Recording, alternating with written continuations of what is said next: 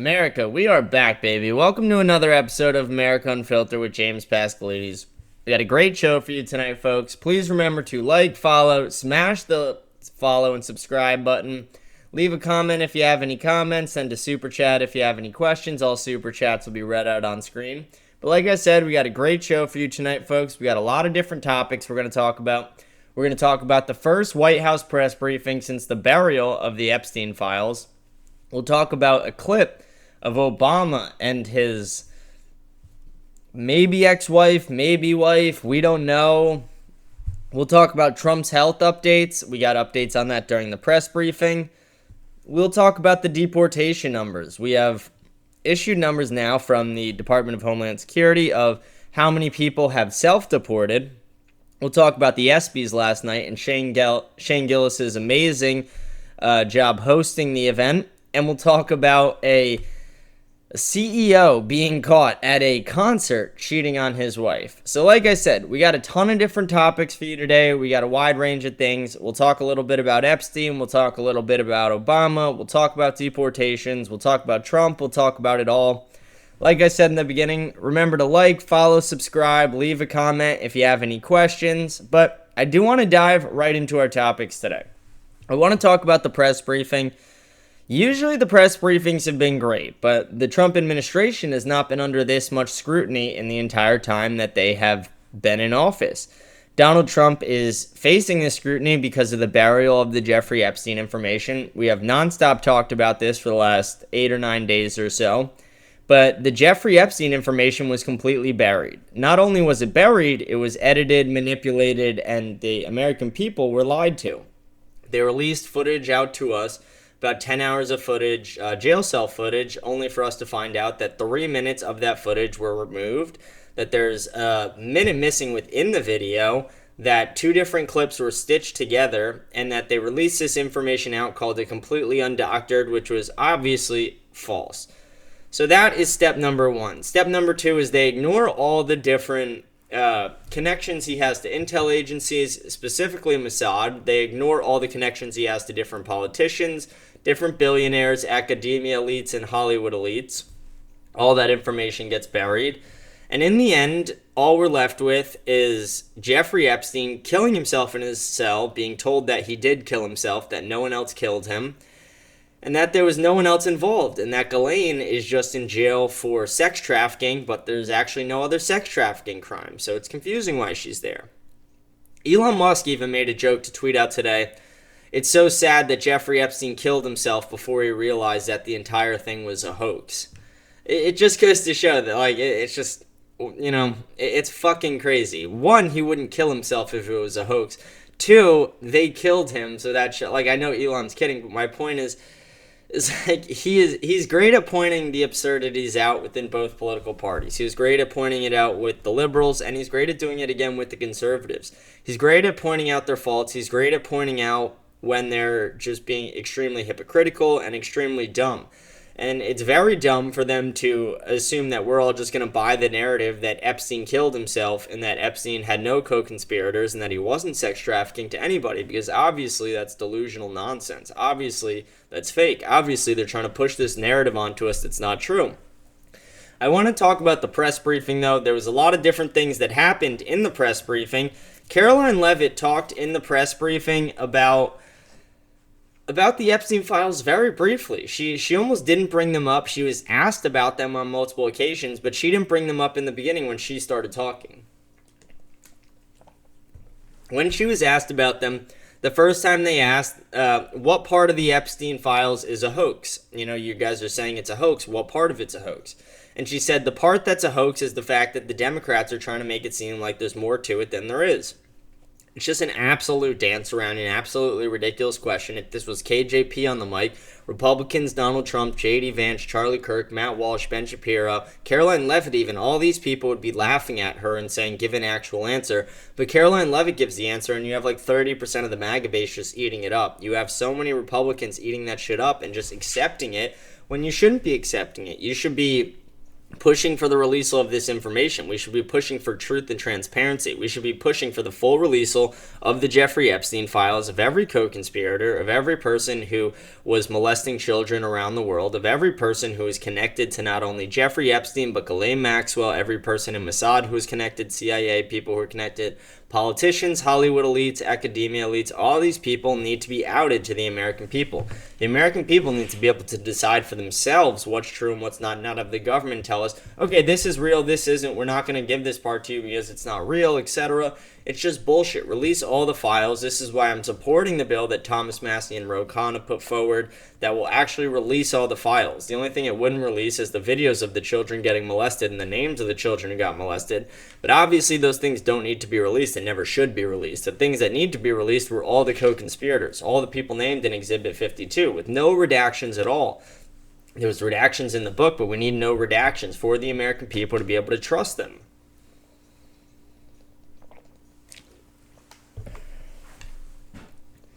I don't know. It was pretty embarrassing watching the press briefing.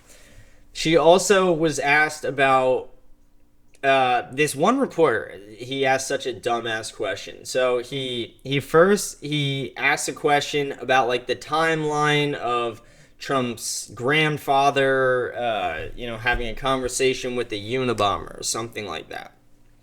And he said before he asked the first question, I have a follow-up second question. But his first question was so fucking dumb that Caroline Levitt immediately just goes to the next person, doesn't listen to his follow-up, which was fairly justified. Like, that is not anything new for her to ignore a second question if the first question's stupid by a reporter. She does that all the time. Every press secretary has always done that. But the second question should have been the guy's first, because the second question was actually an intelligent question. The second question asked the question of, are you going to pardon Ghislaine Maxwell since there is no sex trafficking charges, since the entire thing was a hoax? He got the question out. He said it out loud. You could tell Caroline Levitt heard it because you could see the look on her face.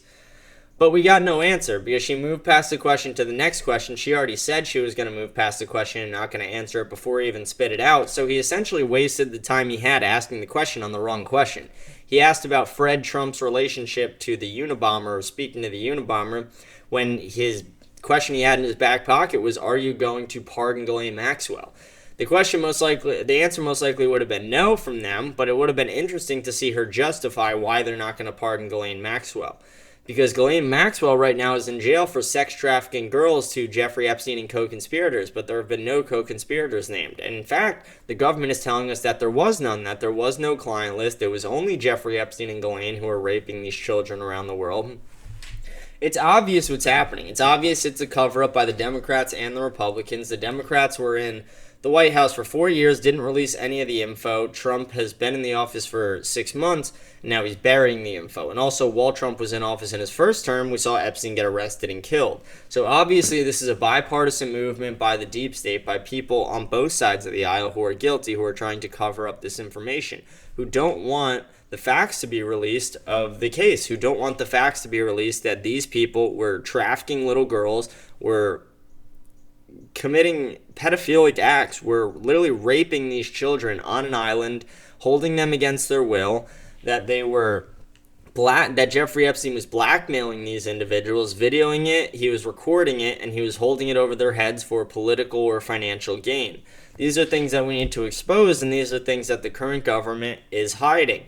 Caroline Levitt even went as far as to say in the press briefing, talking about, the Democrats saying, why wouldn't they have released the information? We know they didn't release the information because Bill Clinton's on the list. Bill Clinton runs the entire Democrats, and they're not just going to give him up like that.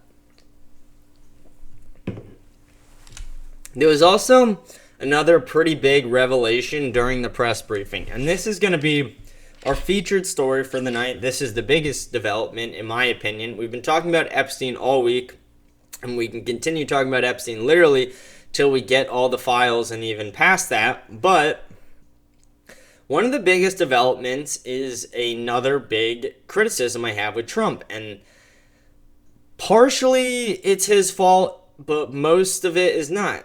He is starting to have health problems. And the part that is his fault is the fact that he decided to continue to be in politics into his 80s. I've spoke about this even when I was speaking positively about Donald Trump, that I don't think that politicians should be that old. I think there should be an age limit on politics. I think it's ridiculous to not put an age limit on politics. The fact that the minimum age to run for president is 35, but there's no maximum age is fucking absurd. Because the older generations do not understand the younger generations at all. And honestly, the younger generations are a lot smarter than the older generations in many ways.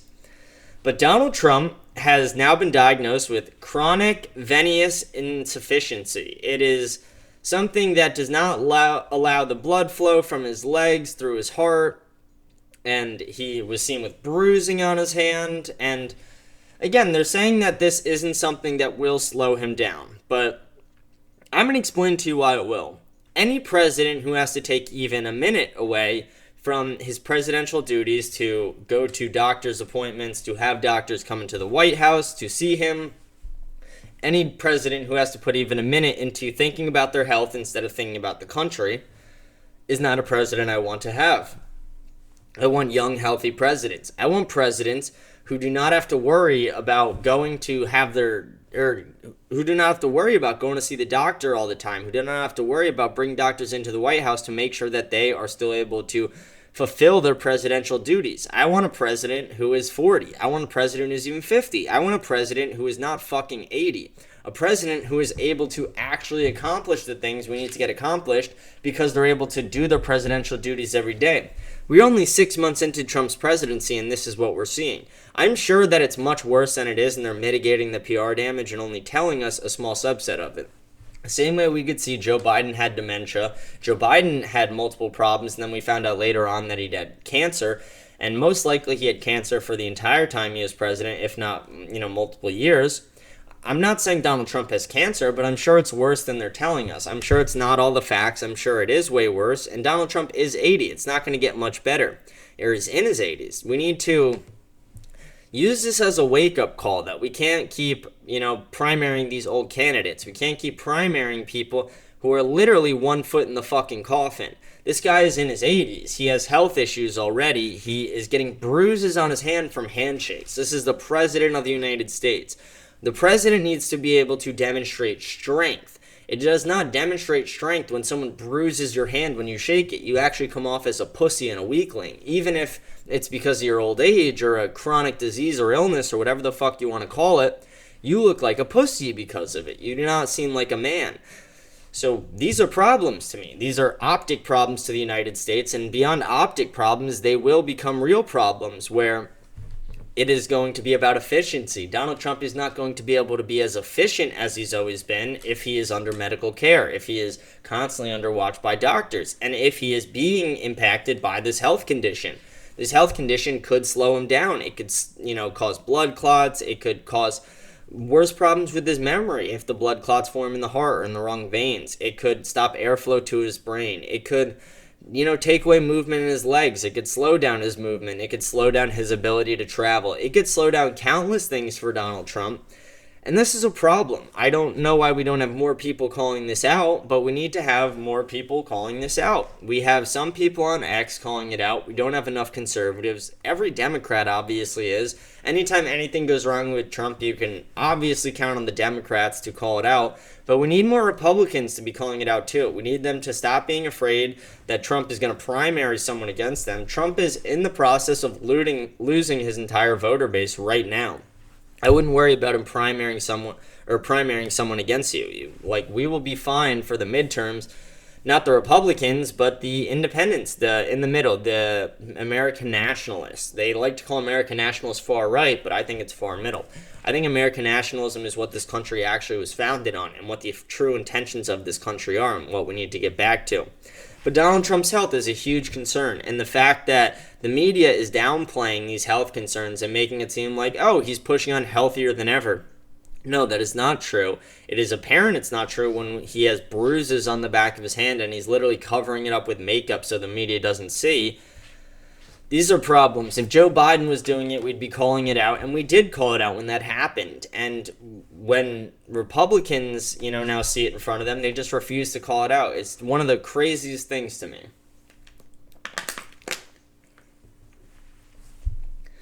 I do want to talk about some of our other topics today. We don't have a crazy, it's not going to be a long show like usual, but we do have some other topics to talk about. Obama in his podcast, or Obama in an interview with Michelle Obama, said just one of the dumbest fucking things. Obama says that we need, as males, to be able to succeed and be able to, be happy, all these things, that we need to have more gay friends. That straight males need more gay friends so that they could be more emotionally intelligent, and so that, if they meet other gay people, that those people feel comfortable.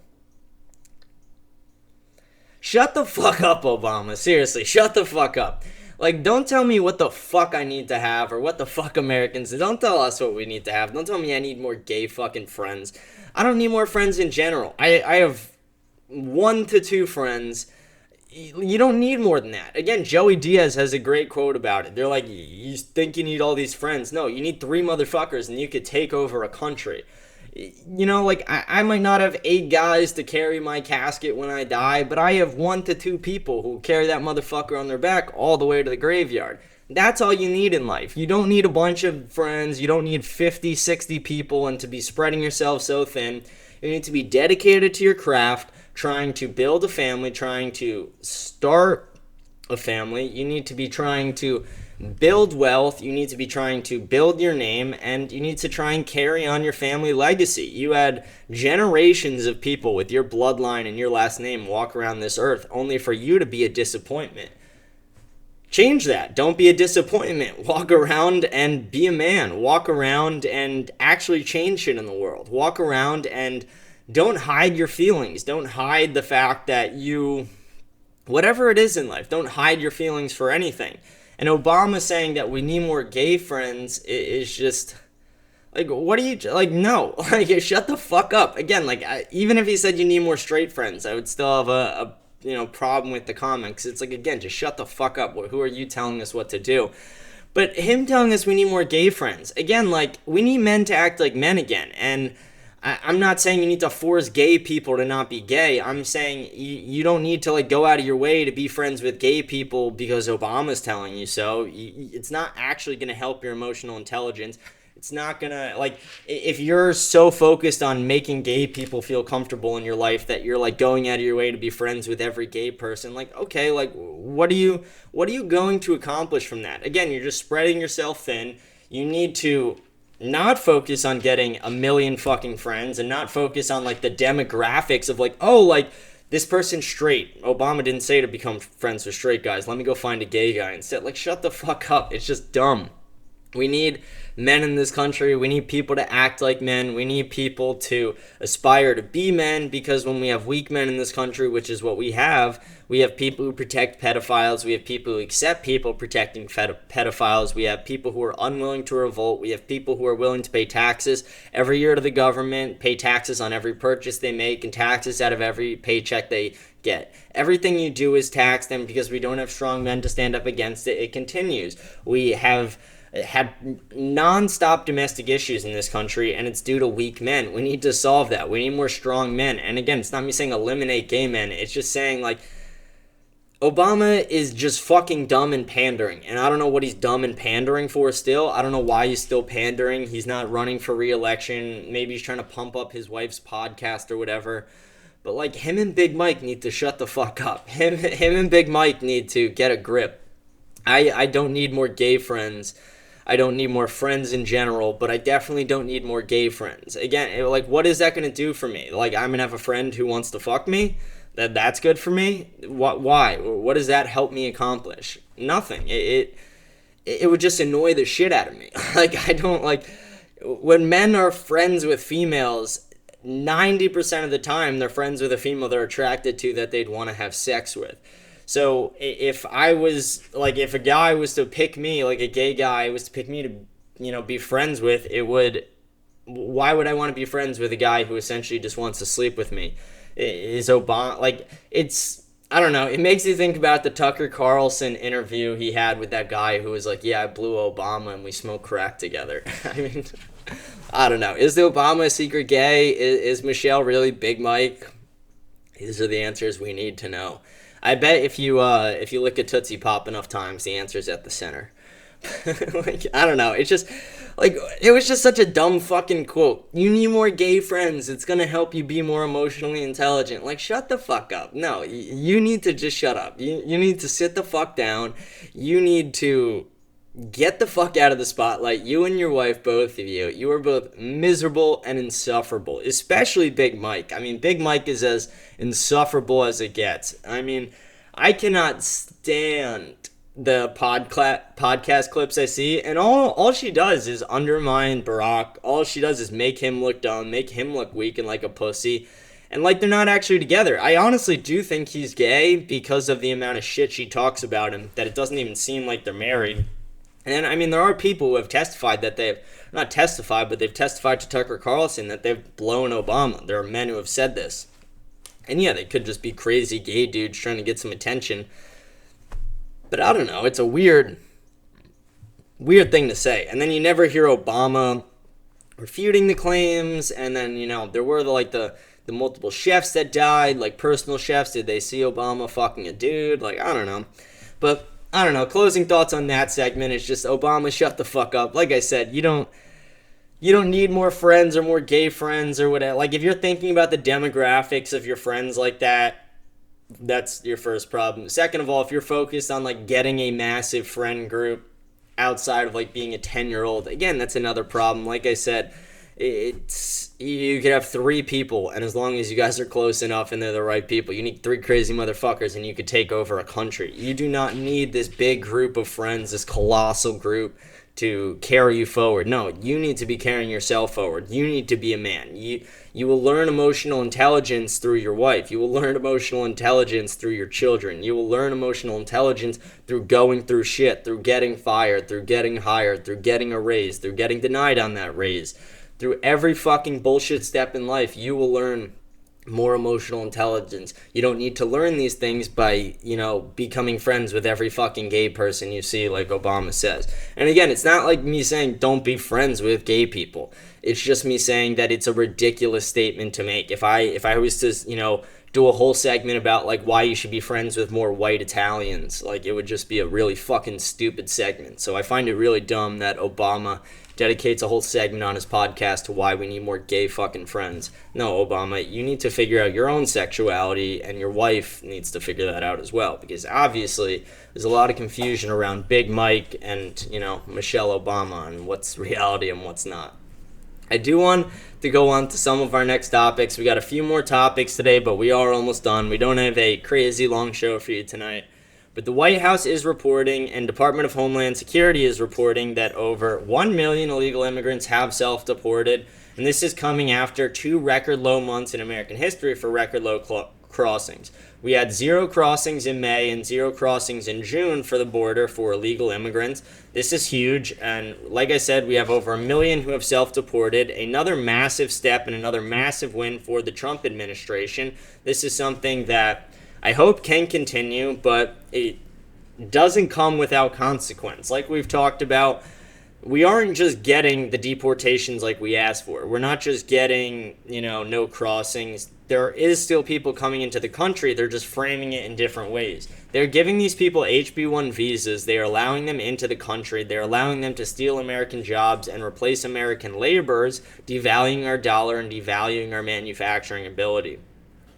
This is something I'm not okay with. I don't want the entire American working class to be replaced by Indians. I don't want us to be literally bringing in almost the entire country of India to replace our workers, our tech workers, our industry workers. It just does not make sense. It's not okay with me. It's not what I voted for. Because in 2016 and 2020, Trump campaigned on the opposite of that. And then in 2024, Trump took donations and he had to fulfill those promises. We've seen how lobbying is played into Trump's second term, and it has essentially ruined Donald Trump. It made him part of the deep state. But people have talked about it a lot. Donald Trump isn't the end-all be-all. Donald Trump is a stepping stone for what is next to happen. Donald Trump is a stepping stone for American nationalism. While Donald Trump wasn't a full American nationalist, he pushed American nationalism in a lot of ways, and he woke the American nationalists up, and he gave them a voice, and so did Elon Musk by reviving Twitter.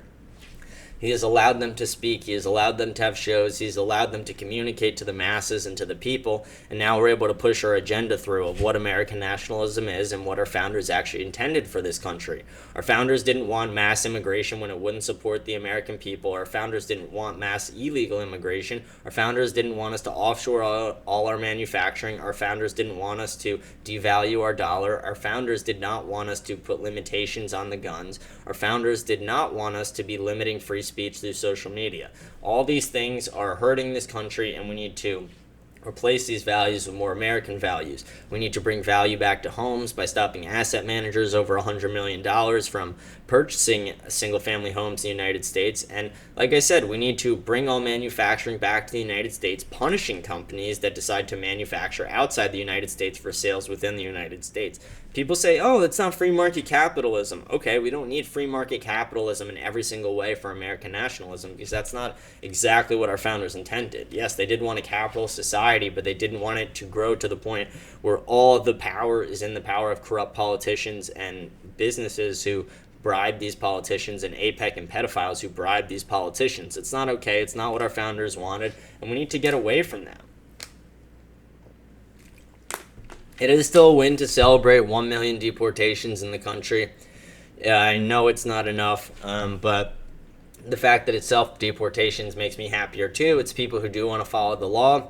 I hope they don't actually allow these people back into the country. They said that if people self-deport, they're going to set up a process for those people to come back legally. Like I said, we need a pause on legal immigration. We need to get this country figured out. We have enough domestic issues that, why are we spending any money trying to figure out problems for legal or illegal immigrants? We need to figure out the problems of the American citizens already, the native-born Americans, the people who are here, the people who cannot afford houses, cannot afford to start families, cannot afford their credit card interest, cannot afford, and they can't afford life. People are struggling to get jobs.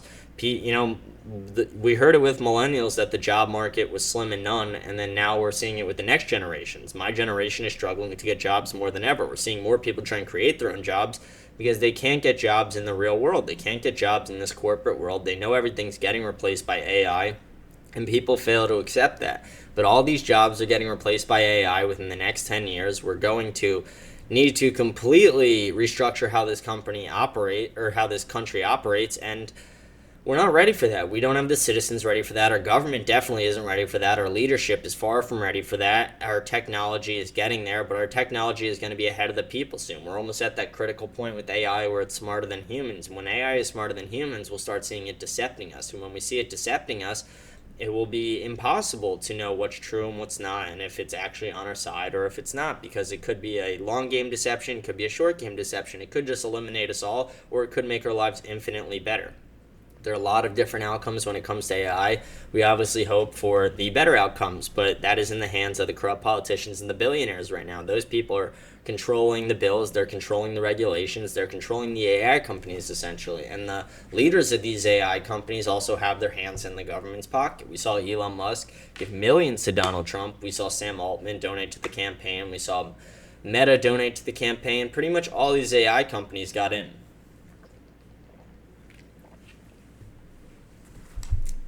I do want to talk about our last couple topics of the day. I want to talk about Shane Gillis at the ESPYs. This was hilarious. If anyone didn't see it, I urge you to go look up his opening monologue. And then even throughout the entire night, he was hilarious. He was making jokes the entire time, classic Shane Gillis style. But I do want to go over some of the different jokes he made. He touched a lot of crazy subjects, and I'm not going to try and tell the exact jokes because I would butcher them. But I'm going to talk about some of the different subjects he talked about, why I found them funny.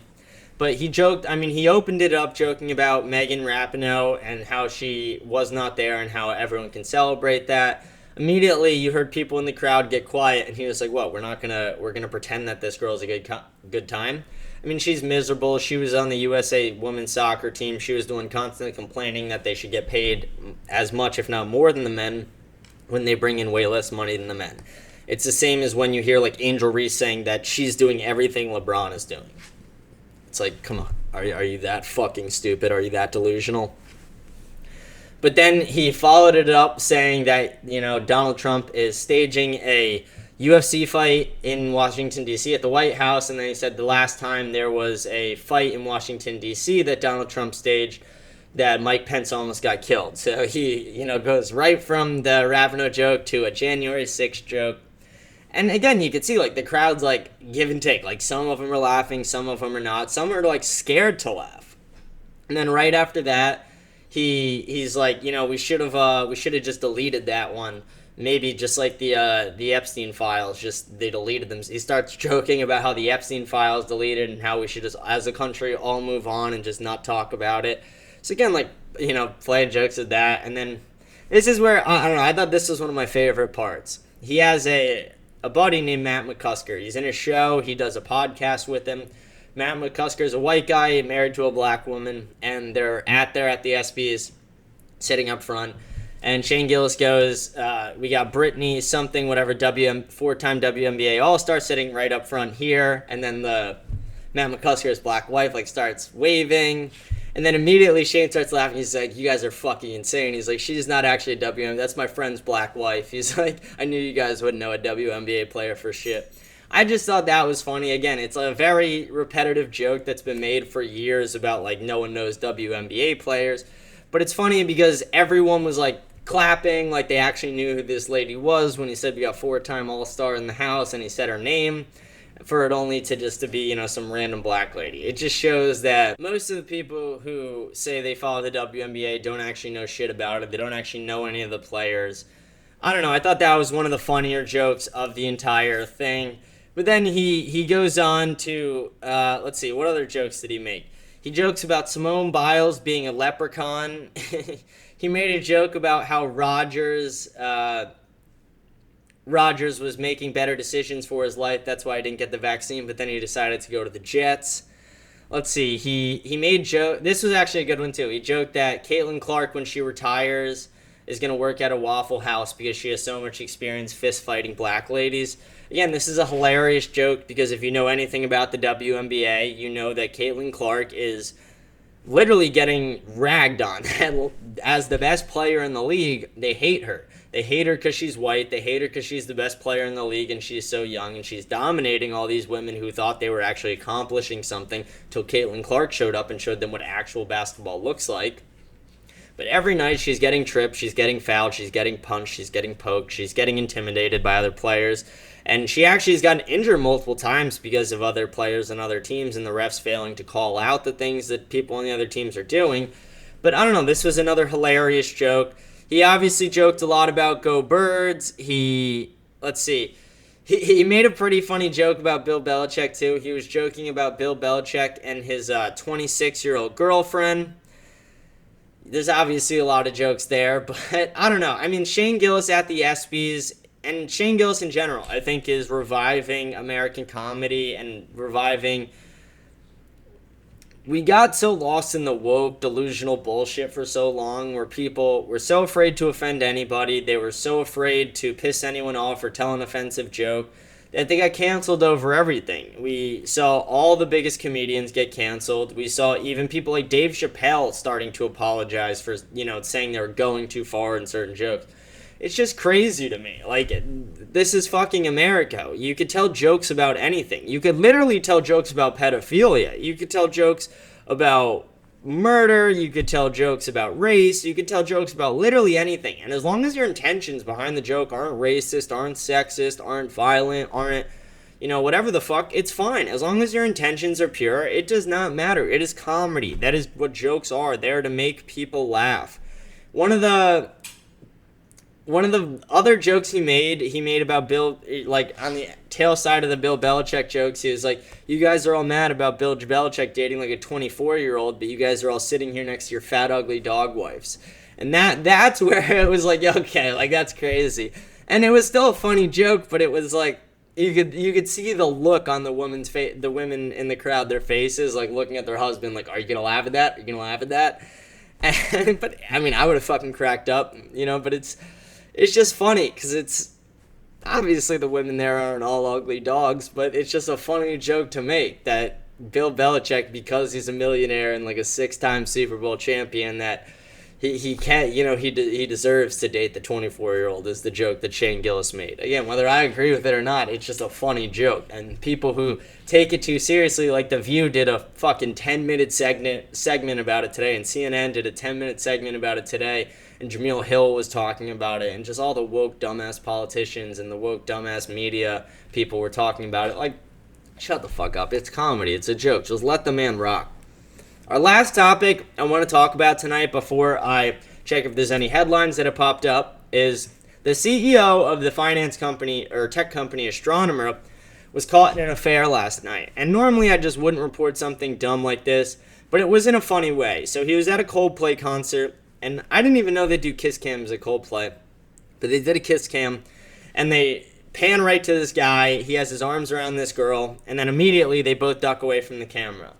They duck away from the camera because he was a married man. He was the CEO of this company, and the woman in the picture, or in the video, was the head of HR at his company. It's just like, what's the point of having HR at your company if you're going to fuck the head of HR as the CEO?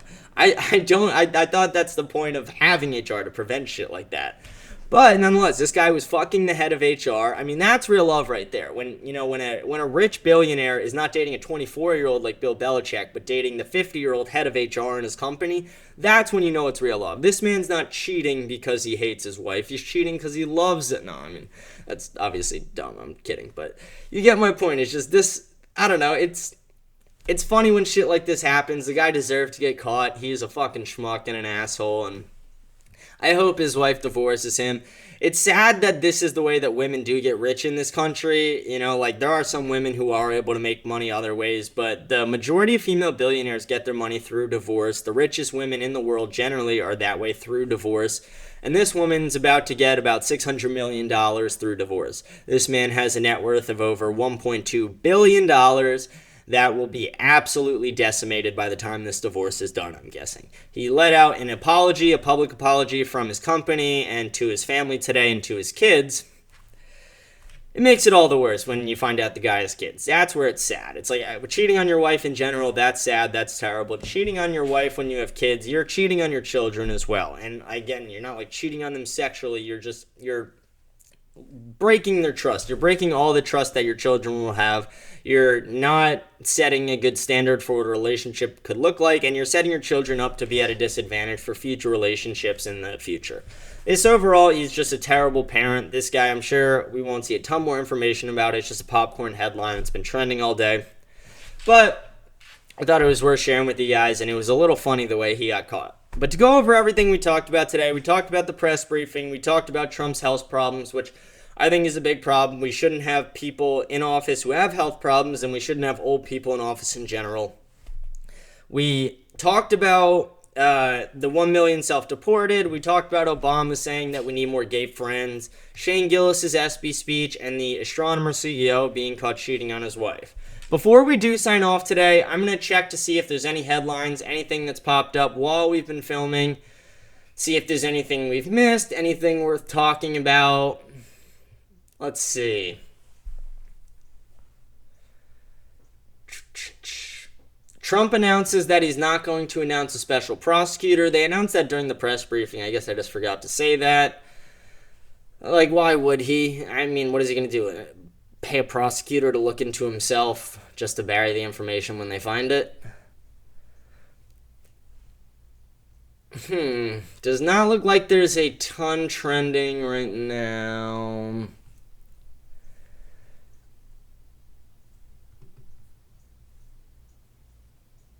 Yeah, that kind of looks like it's about it. It doesn't look like there's a ton of new information coming in. I think that's kind of all we do have for our show here today. We don't have a ton of topics compared to what we've had over the last week. I think every episode over the last 8 days has been over an hour. This is our shortest one. I mean, this one is 40 minutes now. It's a little long, but not that bad at all. So I hope you guys do have a blessed day, a blessed Thursday. I forgot to put the book of the week up here this week, but let's talk about our book of the week real quick. I got a bad arm, so I gotta use both hands. Federalist Papers. We've talked about it in every week, or every episode of this week so far. They are 86 essays that talk about what this country should look like and why our founding documents are meant to withstand time, tyranny, and all leadership. We need to get back to what our founders intended, back to American nationalism. We need to get back to bringing value back to the American dollar, stopping all legal and illegal immigration. We need to get back to the foundation of what this country was supposed to be. We need to stop putting all the power in the hands of the bureaucrats, the NGOs, the factions, the parties, the people who do not have the American people's and taxpayers' interests in mind. We need to put the power back in the American people's hands. We hold the power in this country. We need to be able to continuously deliver on holding that power. We need to continuously hold that power to prevent a tyrannical government and prevent a government that wants to bury what it means to be an American, because right now that's what they're trying to do. They're importing the next working class. They are trying to deport people for free speech. I think we should be deporting as many people as possible, but for free speech being the reason is dumb. We need to be able to restore American nationalism. We need to be able to joke about things like Shane Gillis. We need to say less dumb shit like Obama. And we need to call out presidents even when we voted for them when they fuck up like Donald Trump. I'm James Pascalides. This has been episode 91 of America Unfiltered. Last week I said we'd have a guest. Next week I think we're actually going to have that guest come. There was a bunch of scheduling conflicts. That should be Monday or Tuesday. I hope you guys have a blessed day. I will see you guys tomorrow. Thank you. Have a great day.